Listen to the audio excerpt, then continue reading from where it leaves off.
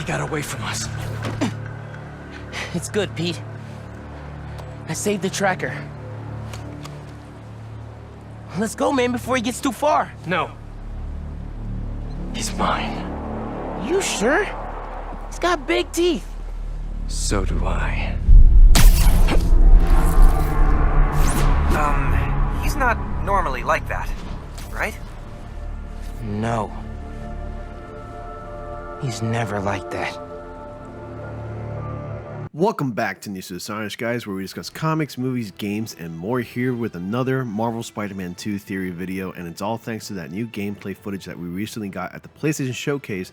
I'm able to dish out videos like this, and it's going to be a real fun time. So if you're new to the channel, be sure to subscribe. We post a lot of Marvel Spider-Man 2 content here on the channel, and that's mainly what I talk about, aside from like MCU movies and new shows or movies that's coming out from Marvel Studios, or comic book news in general. Anything related to comic books I'll definitely talk about, but we're mainly going to focus on Marvel Spider-Man 2 because that's what most of you guys are here for. So I just thought of an idea, and I think other content creators have already come up with this idea as well, specifically Ronnie Pugs, and I think Comic Blast Keenan came up with this idea as well, so I wanted to give my take on this.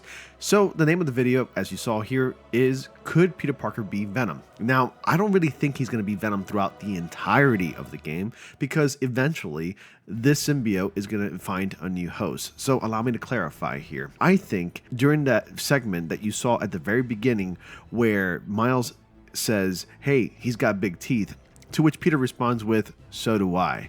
Now, you can take it as you will. Maybe I can be reaching a little bit, but in fact, I think Peter could be withholding some information about his newfound abilities and not being completely 100% honest with Miles when it comes to having quote-unquote big teeth.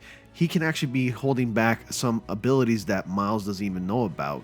As it is, we've already seen a lot of abilities that Peter has been able to actually use in the game with the whole symbiote tendrils, but it could be possible that Peter has more abilities that we don't even know about as an audience, and this is something that Peter's probably keeping to himself.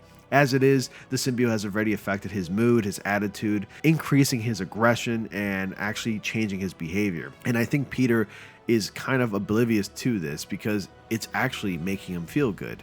Now, the whole thing about the symbiote changing someone's attitude or temper is something that's been retconned in the comics, because if you've ever read the comics, that is just not a side effect. It was just simply something that was alive when the wearer would actually wear the symbiote suit. Ever since Spider-Man 3 and the animated series, pretty much any media that has adapted the symbiote storyline has gone with the idea that the symbiote can affect someone's mood and temper. I'm thinking Peter actually does have an ability, and that ability being an actual transformation to turn into the Venom that we know, probably like a monstrous side.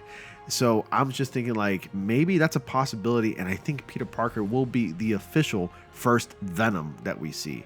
And then once Miles realizes that, hey, you've been withholding this kind of information and this is affecting you, and I don't like what I see, and I think a lot of people, most people, especially the ones that are close loved ones to Peter Parker, wouldn't like what they see. And that's Peter's transformation into this monstrous, hideous creature, Venom.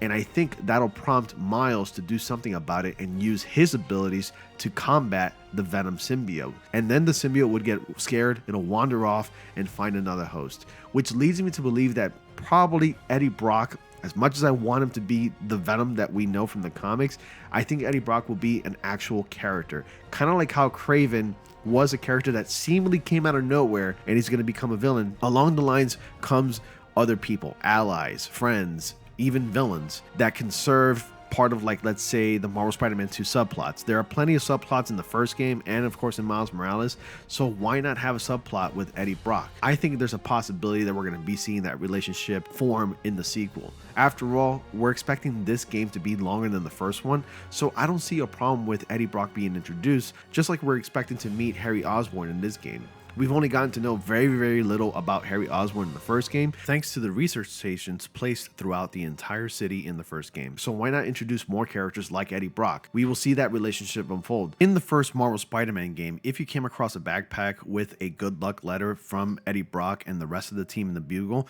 Eddie Brock signed and it reads, Great working with you, Eddie Brock. And that's it. That's meant to imply that the relationship wasn't exactly strong with Peter Parker. They weren't really good friends or anything like that, but they were simply just colleagues or acquaintances, and that's it. Perhaps Eddie Brock has some resentment to Peter Parker that we don't even know about, and truthfully, he really just doesn't like Peter Parker.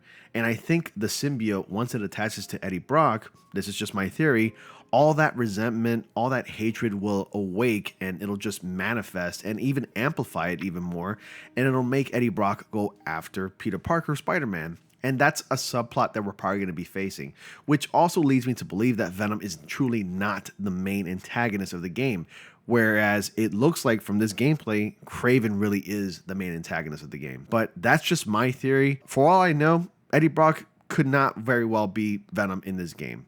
But again, that's why I'm making this video, because it's just simply a theory. Don't take my word for it. You guys let me know. A lot of people are thinking and insisting that Harry Osborn is really Venom in the game. I just don't see it. Harry Osborn really hasn't been Venom in the comics. So for Harry Osborn to be Venom, that'd be really interesting to see. I wonder how Insomniac is going to take that approach and make Harry Osborn Venom. But you guys decide. You guys come up with your best theories. I like to read your comments. Let me know down below. As always, guys, thank you all so much for watching. Be sure to like, comment, subscribe, and click on the bell notifications so you all don't miss anything.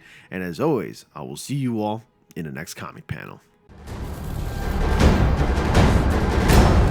Will one of you finally give me what I desire?